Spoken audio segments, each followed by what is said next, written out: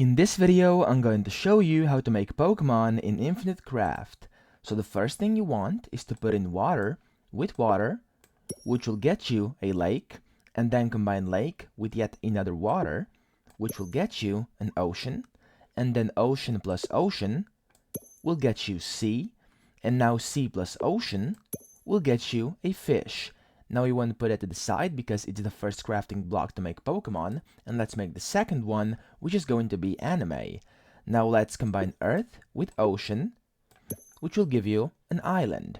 And now an island plus island will get you a continent, and then we want earth plus earth, which will get you a mountain, and then if you combine continent with a mountain, you will get Asia.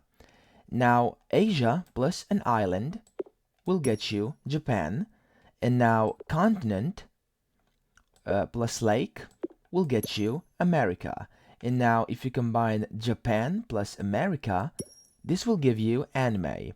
And now in order to get Pokemon, you want to combine fish with anime, and you got yourselves Pokemon.